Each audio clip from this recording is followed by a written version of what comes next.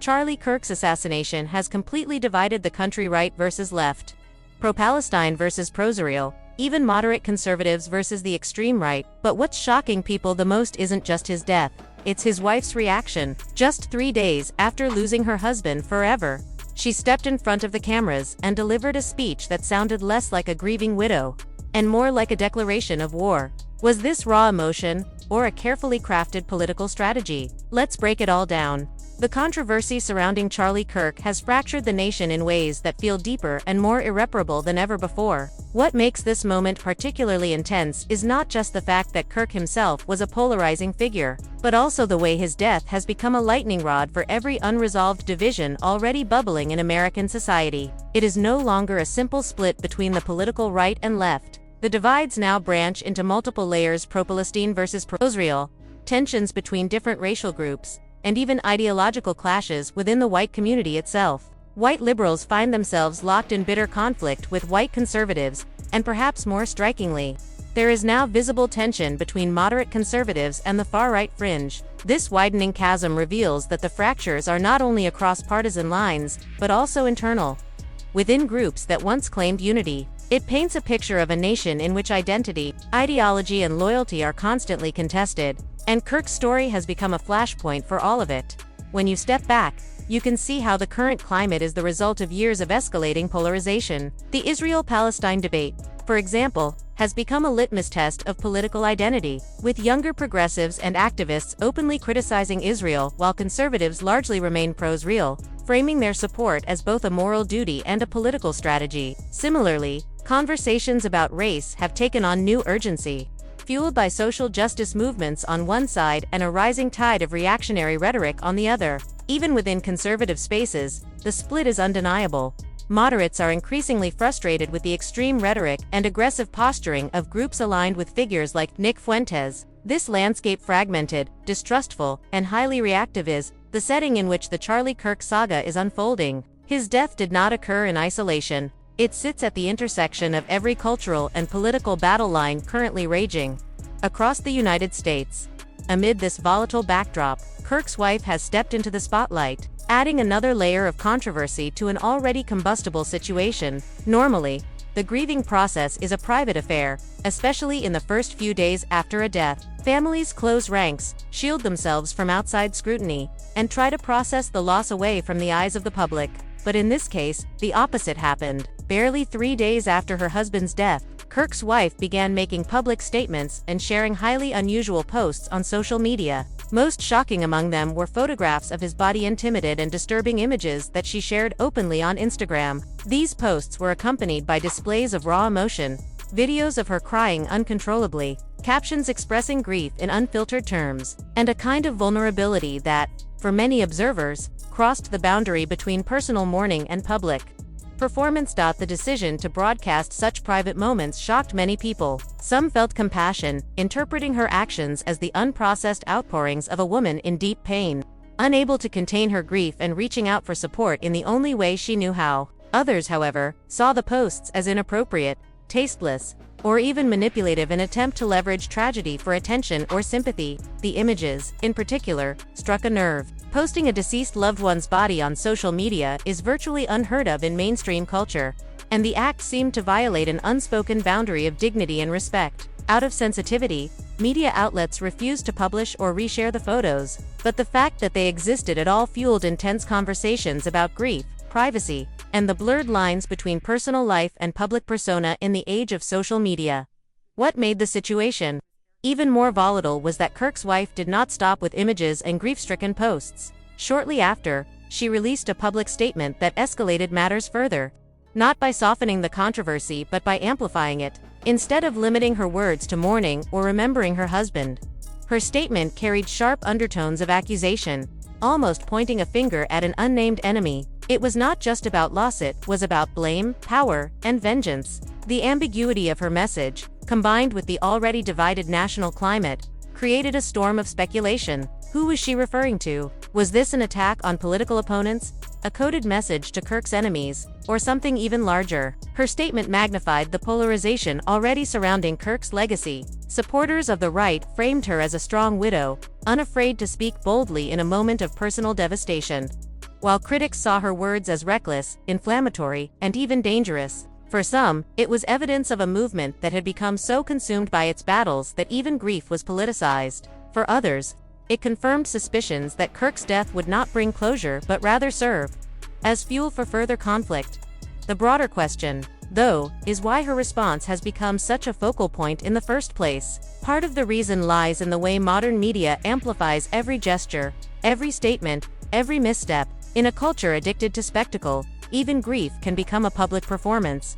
Dissected and debated by millions of strangers, her actions posting the photos, releasing the statements might once have been contained within a small circle of family and friends. Instead, they became viral flashpoints, turning personal mourning into political theater.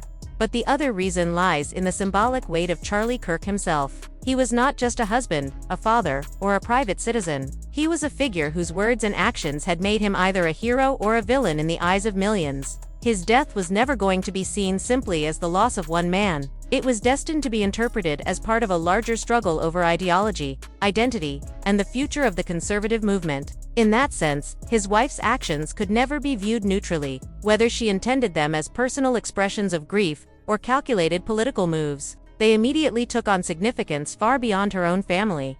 And so, in the span of just a few days, what might have been a time for private mourning has transformed into a new chapter of national conflict. The personal has collided with the political, and the grieving widow has become a central figure in a larger drama. Her choices, strange, unsettling, and highly public, have not only kept the spotlight on Charlie Kirk, but have also raised urgent questions about the boundaries between mourning, politics, and spectacle in an era where nothing remains private for long. Responsible for my husband's assassination have no idea what they have done. They killed Charlie because he preached a message of patriotism, faith, and of God's merciful love. But they should all know this.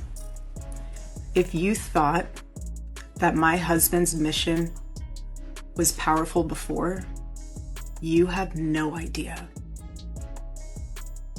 You have no idea what you just have unleashed across this entire country and this world. You have no idea. You have no idea the fire that you have ignited within this wife. The cries of this widow will echo around the world like a battle cry. And I talked to her and she said, "Mommy, I missed you." I said, "I miss you too, baby." She goes, "Where's Daddy?" What do you tell a 3-year-old? She's 3. I said, "Baby, Daddy loves you so much. Don't you worry. He's on a work trip with Jesus, so he can afford your blueberry budget."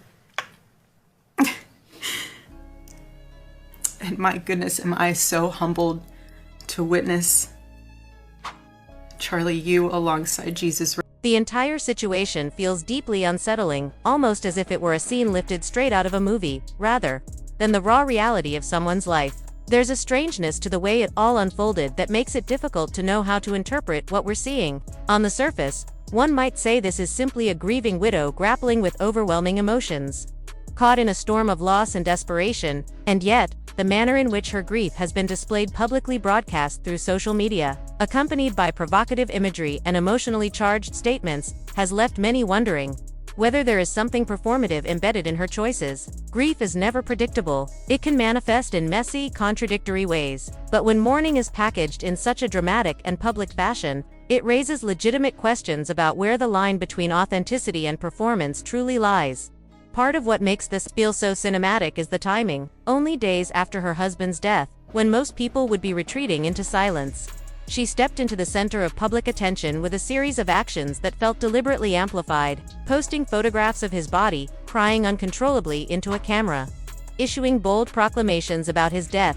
These are not ordinary gestures of mourning. They are theatrical in their intensity, and whether intentional or not, they create a narrative around her grief that feels almost scripted. It is as if she has chosen to play a role on a stage. casting herself as both devastated widow and fierce defender of her husband's legacy. And in a polarized nation hungry for spectacle, her actions land with an impact that extends far beyond her personal circle.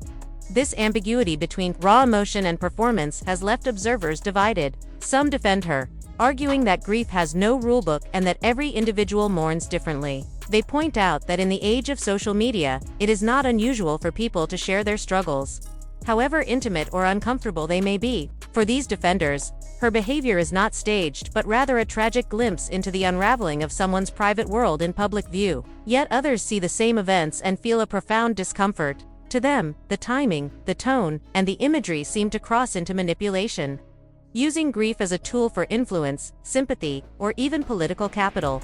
And I wasn't alone in finding it unsettling. The reaction online has been equally conflicted. Comment sections, podcasts, and social media threads are filled with people articulating the same unease, that something about this doesn't sit right. It's not just about the shock of seeing a grieving spouse post pictures of a deceased loved one, though that is jarring in itself. It's about the sense that we are being asked to witness not just grief but a narrative being constructed around it. When private pain is shared so openly, particularly by someone linked to a controversial public figure, it ceases to be just personal. It becomes part of a larger cultural story, one that people will inevitably interpret through their own political and social lenses. This is why her actions matter so much more than they might have if she were an ordinary person, unknown to the world. As the wife of Charlie Kirk, a figure already synonymous with controversy, her choices carry symbolic weight. Every tear, every post, every word becomes material for debate. Is she mourning her husband, or is she shaping his legacy? Is this the behavior of a devastated partner, or the strategic move of someone stepping into a new role within a movement? These are the kinds of questions swirling around, and they are questions without easy answers.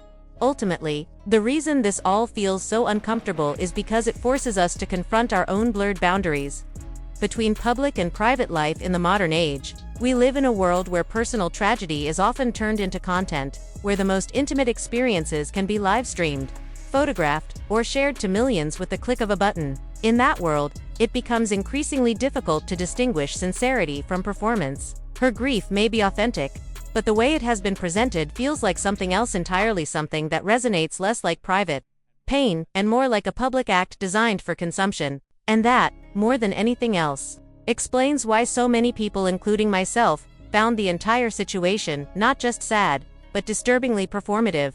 Saying, correct me if I'm wrong, but did y'all hear Erica Kirk's speech, Charlie Kirk's wife? To me, it didn't sound like a wife grieving, but more sounded like she was delivering a message. And other people feel the same way. It feels very cold and very sterile and just very, very bizarre for somebody who lost her husband so tragically. Why is one of the first things that she's doing going out and making this statement thanking the likes of J.D. Vance and Donald Trump? There's so much already that rings weird about this whole situation, and it doesn't add up. Her statement carried a sharp edge, essentially declaring, "They killed him, and they don't realize what they've unleashed." The ambiguity in her words raises a pressing question. Who exactly is they? She didn't single out Tyler Robinson, the young man who openly claimed responsibility for Charlie Kirk's death.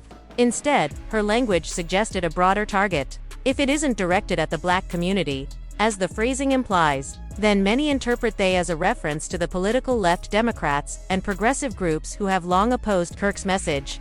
Kirk himself was an outspoken Christian and, by critics' accounts, often framed as a white supremacist in the way his rhetoric developed over time. That tension only deepened as he gained more influence. His positions on LGBTQ+ issues and transgender rights drew sharp criticism, which makes the next detail even more complicated. Tyler Robinson, the man linked to Kirk's death, was a conservative who admired Nick Fuentes. Yet, reports revealed he was also in a same-sex relationship with someone transitioning. This blurred the lines. Was Robinson acting from the extreme right, the extreme left, or both? Her statement, then, could just as easily be interpreted as a warning directed at the far right. Groups like Nick Fuentes' followers, the Groypers, and other alt-right factions often characterized by racist ideology and hostility toward Jews have long resented Kirk. Despite his identity as a white man, his vocal support for Israel set him apart from those movements. Within the struggle for influence over young white audiences, Kirk was seen by extremists as a threat. A figure who embodied white identity politics, yet stood firmly with Israel. For some, that contradiction made him expendable. And while his wife's words may sound like grief, they also strike many as hollow, less about mourning and more about positioning. What stands out most is not her sorrow, but the sense that she refuses accountability, deflecting blame without fully confronting the deeper realities of his death. They are the way that they are because they choose to be that way. I need people to really start to understand that. People choose to be the way that they are. He was not accidentally a fascist or a misogynist or racist or spewing rape culture bullshit. He wasn't accidentally doing that. He did that shit on purpose. He didn't trip and fall into fascism. That was an act of choice. He made the active choice to be a terrible person. She made the active choice to marry a terrible person because she herself is a terrible person. The widow's response raises serious questions, not only about her grief, but also about the beliefs she may have shared with Charlie Kirk. Many saw Kirk as a deeply polarizing figure, and if his worldview carried racist undertones or harsh critiques of the black community, it's difficult to imagine that his wife would not have absorbed or endorsed similar views. Listening to her speak, her words come across as distorted, an extreme aversion of Christianity so radical that it feels detached from its core teachings. She insists that Kirk was killed for being a Christian and that he is now with Jesus, but the contradictions in his own rhetoric make that claim feel hollow. Her statements leave the impression of someone radicalized, delivering a declaration of war without ever clarifying who the enemy really is. At the same time, her public presence has thrust her into a position of unexpected influence. Turning Point USA, the organization Kirk lead, now faces a crossroads, and his wife seems poised to step forward as its new figurehead. Financial support is already pouring in. Tucker Carlson and Neil Patel pledged $1 million to the family, while a Give Sengo campaign raised more than $4.5 million. In the wake of her speech, Turning Point reportedly received requests to open nearly 18,000 new chapters overnight. These aren't just coincidences, they signal a deliberate pivot. With Kirk's widow being positioned as the movement's next leader, whether or not one finds her views troubling, the momentum is undeniable. She has financial security for life, a platform waiting for her, and the backing of conservative influencers determined to keep Turning Point alive. The organization may never replicate the influence it had under Charlie Kirk, but it will continue to shape politics and, perhaps, become even more radical in the process. In many ways, Kirk's death is being transformed into political capital, and the consequences of that shift are only beginning to unfold.